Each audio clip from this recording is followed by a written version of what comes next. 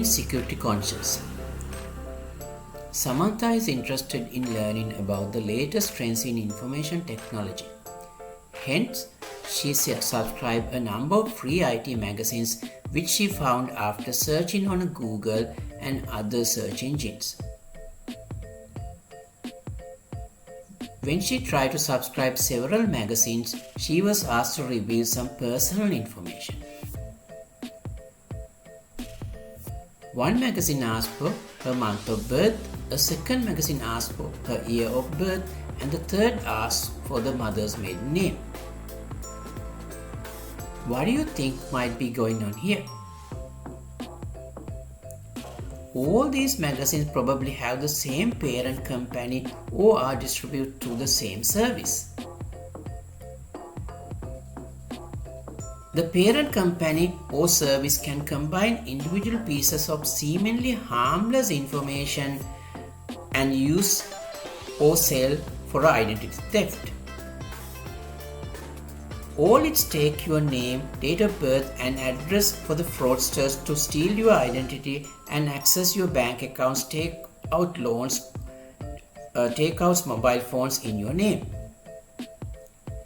It's even possible that there is a fourth newsletter that asks for the day of the birth as one of the activation questions. Often questions about the personal information are optional in most legitimate websites. In addition, being suspicious about the situations like the one described here, never provide personal information when it's not legitimately necessary or the people or companies you don't personally know.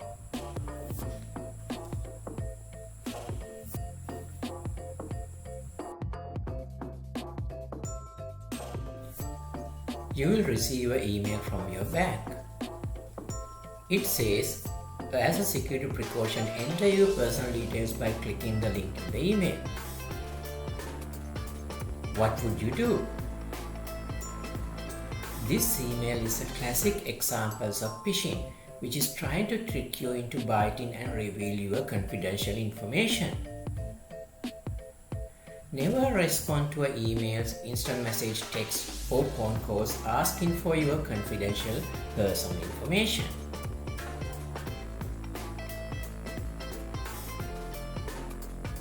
Here are some few more examples of phishing. The fake invoice technique.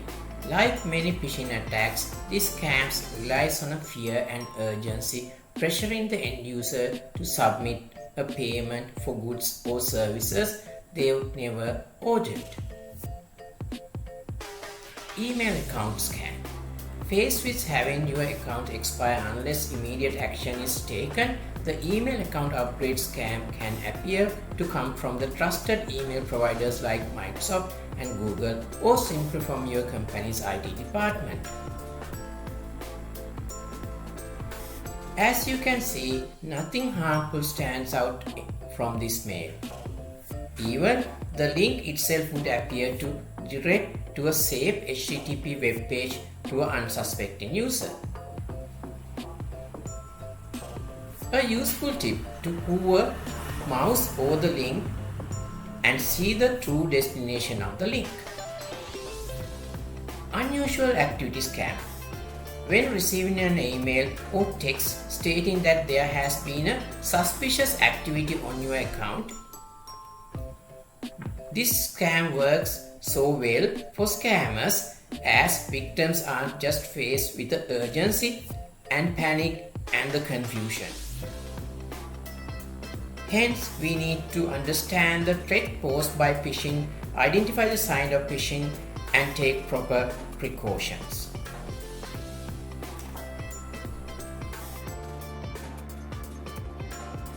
Data encryption. Samantha purchased various items from online sites. Most of the time she uses reputed sites such as Amazon, eBay to purchase items. She used her dad's credit card for her payments. One day while browsing the web, she found a website offering good discounts on imported shoes. On the website she noticed not secure in the browser's address bar while browsing the site. Should she purchase item from this site? What is your advice to her? The reason Samantha is seeing the not secure warning is because the website she is visiting is not providing an encrypted connection. When your browser is connected to a website, it can either use unencrypted HTTP or encrypted HTTPS protocols. Encryption in simple terms is hiding information. In the case of HTTPS, when the data is being transferred on wires, intruders cannot access the data as the data is encrypted. Only the browser will decrypt it and show it, and the server will decrypt it and use it for transactions. Any page providing an HTTP connection will cause not secure warning. You should avoid conducting any sensitive transaction on these pages, including login and providing personal payment information. HTTP means that information you send is securely encrypted in transit, and digital certificates certify that data is going where it's supposed to go. A digital certificate is an electronic statement containing its own unique digital signature. The identification information for the website whom the certificate is issued, the validity period indicating the certificate was issued.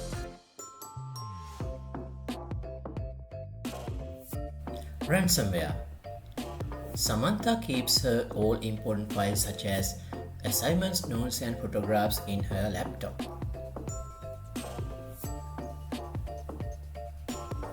One day when she tried to open one of her assignments, it produced an error message. Later she tried to open some other files, which also produced the same error. After a few minutes, her laptop displayed a pop-up message asking to her pay 100 bitcoins to make her files accessible. What steps does she need to take to prevent this kind of attack in the future? Ransomware is malware designed to deny access by encrypting files and demanding a ransom payment for the decryption. Cybercriminals put organizations in this position where paying the ransom is the easiest and cheapest way to regain access of their data.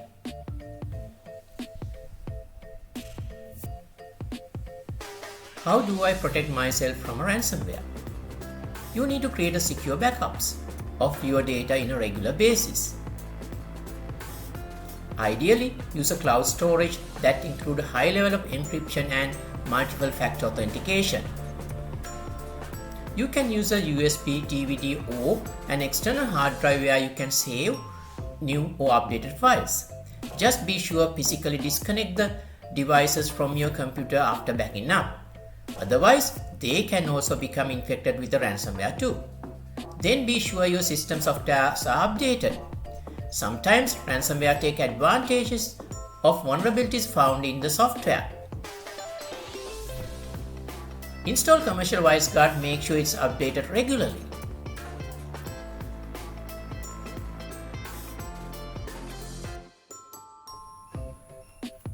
Online privacy. Samantha used her lab to join online classes and group discussions using Zoom and other video conferencing tools. She recently started worrying about a story where a software engineer used laptops webcams to remotely record photos and videos of his female victims. In one incident, he accessed schoolgirl's webcam and secretly filmed her undressing and showering. What step does she need to take to prevent unauthorized access to her webcam?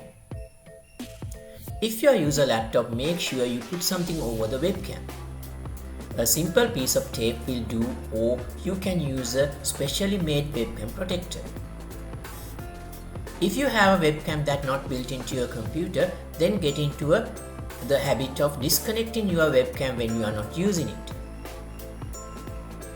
Invest a sliding webcam cover. The sliding webcam covers are easy to find online in all shapes and sizes and colors to suit your needs. They are typically easy to install too. Most comes with an adhesive layer that fits into your webcam. While using video conference software, you may want to use a function such as a blur background feature if your platform has it. This can prevent people in your conferences from spying on your object.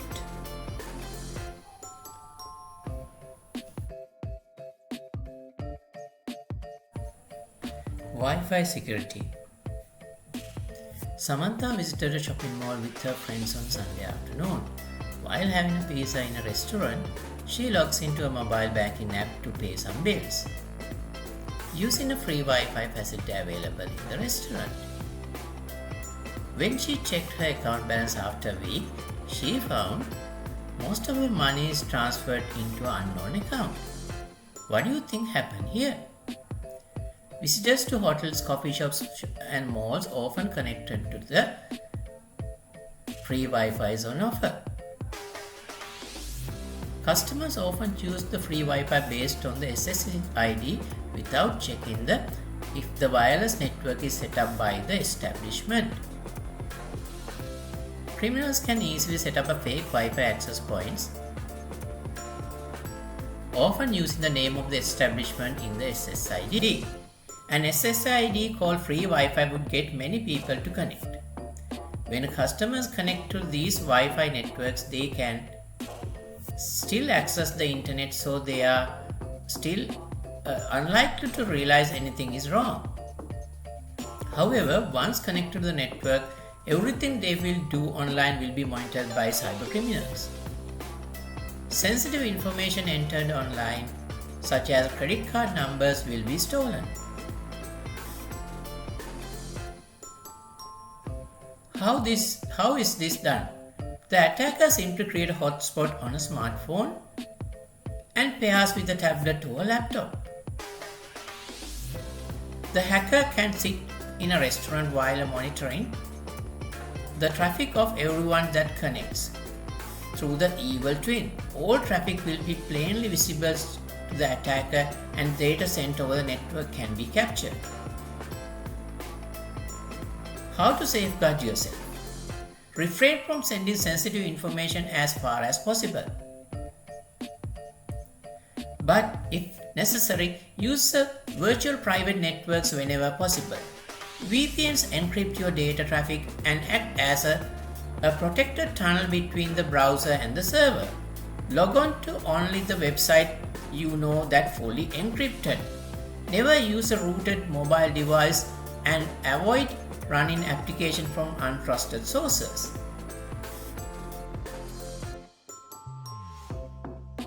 Social media security.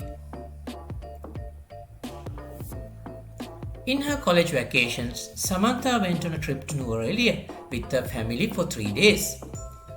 She updates her planned trip advance in her daily activities and locations with her Facebook friends. She had approximately 400 friends on her friend list, some of whom knows very little about.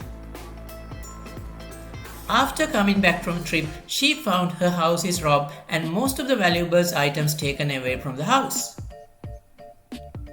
What do you think happened here? Be careful with your status updates. Often we innocently post status updates that would give criminals an opportunity to carry out various criminal activities. In this case, revealing information about the trip date and current location gave an opportunity to a criminal who posed as a friend in Samantha's Facebook to plan the robbery of the house. Hence, you always need to avoid adding unknown persons as your friends and avoid revealing locations and other sensitive data. For example, you may post a happy birthday to your mother and then tag her in the post. Likely your mother's maiden name will be associated with that tag. A security question is, what's your mother's maiden name? And if you share that online, you run risk of identity thieves getting the answer for this commonly used question. Way. Samantha carries her laptop to college to do various tasks like assignment writing, accessing LMS, checking her emails, etc. Usually she leaves her laptop unattended when she goes for a break during a lesson. One day when she discovered someone else had accessed her social media accounts and made changes to her profile. What steps does she need to take to prevent this type of incident from happening again? Why should you lock your desktop? If you work away from your computer and do not lock or log off, it poses security risk to you and to the college. Someone can use your computer in an unauthorized way even if they are away for a few minutes, such as send an email from your account, temper and delete files, access and download confidential information. The easiest way to prevent unauthorized access to your desktop is lock it when you are away, because it will not shut down or close any programs that you've been working on. Locking its desktop is very easy. To lock your desktop in Windows, simply hold the Windows button and the L. Furthermore, avoid saving important files in your desktop, as intruder can easily access your confidential files.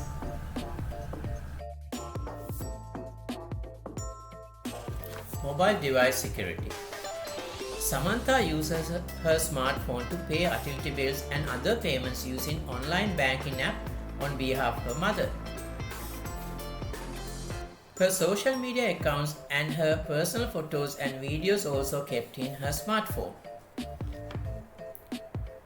One day when she traveled to the college in a crowded bus, she lost her smartphone. What are the steps she needs to take to safeguard the data and recover the phone? Try calling the mobile number and seeing if you can locate it nearby. Maybe you have not lost it yet. Perhaps you have replaced with someone's phone or mistakenly left it at home.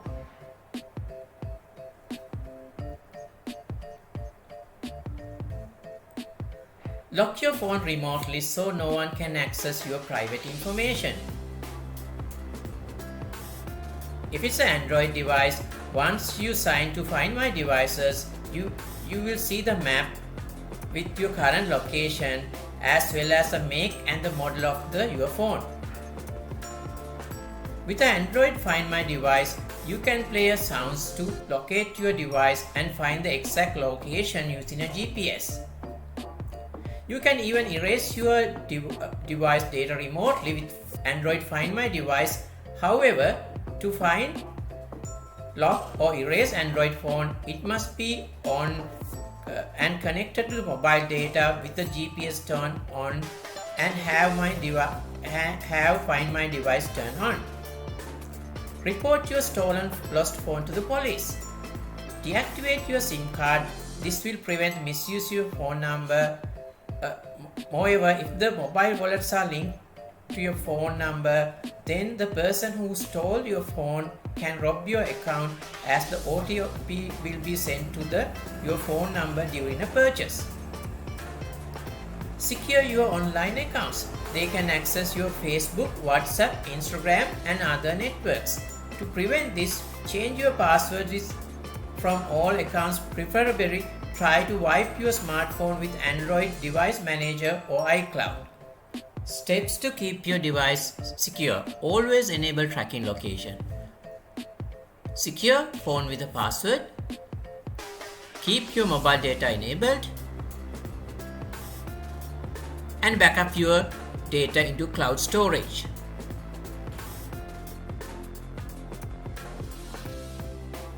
Password security. Samantha used the same password for all online accounts. She found this very difficult to remember different passwords for her numerous online accounts. One day, she found someone had accessed her Facebook account and changed her profile and her password. What do you think happened here?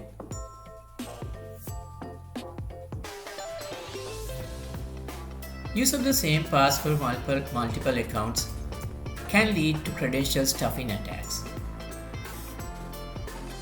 Here is why you should never use the same password for more than one account.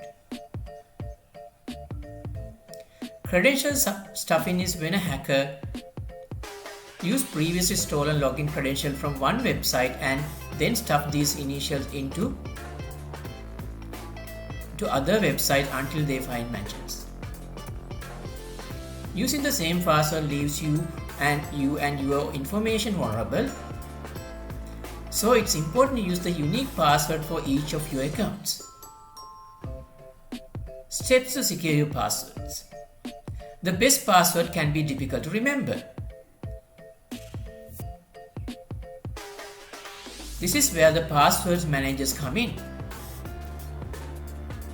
Password managers tools to store protect passwords like bank store and protect money.